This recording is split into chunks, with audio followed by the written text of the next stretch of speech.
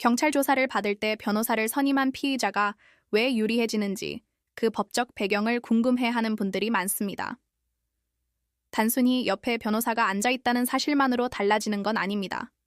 수사 초기 단계부터 사건의 방향을 어떻게 설계하고 방어하느냐에 따라 결과가 크게 달라지기 때문입니다. 형사사건은 경찰 조사 단계에서부터 범죄 유형별 핵심 쟁점을 정확히 파악하는 것이 중요합니다. 예를 들어 절도, 성범죄, 보험사기 같은 사건들은 저마다 입증해야 할 사실과 법리적 쟁점이 다릅니다. 저희는 수사 초기부터 기소 가능성, 양형에 영향을 미칠 변수, 심지어 추가 수사가 이루어질 가능성까지 여러 시나리오를 만들어 대비합니다. 특히 저희는 성공보수를 전제로 사건을 맡지 않습니다. 이는 사건의 결과를 거래 대상으로 삼지 않겠다는 원칙 때문입니다.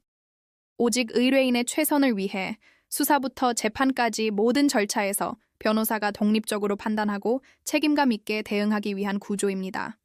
형식적인 착수금만 받고 소극적으로 대응하는 방식이 아니라 사건 자체에 집중하는 것이죠. 민사사건도 마찬가지입니다. 단순히 소송을 제기하는 데 그치지 않고 채권 추심이나 강제 집행까지, 즉 실제로 돈을 돌려받을 수 있는지를 처음부터 고려해 사건을 설계합니다.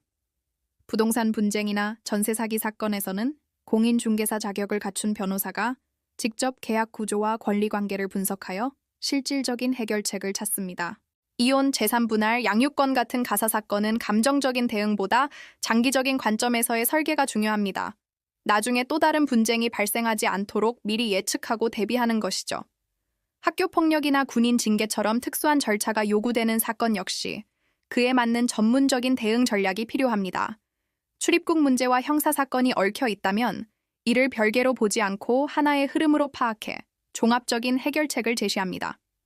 중요한 것은 이 모든 과정을 사무직원을 거치지 않고 변호사가 처음 상담부터 조사, 재판, 집행까지 직접 책임지고 소통한다는 점입니다.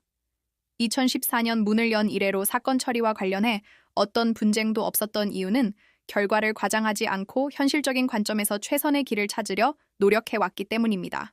이렇게 민사, 형사, 가사, 행정 전반에 걸쳐 의뢰인의 현재와 미래까지 생각하며 책임감 있게 사건을 다루는 곳, 바로 법률사무소 아신입니다.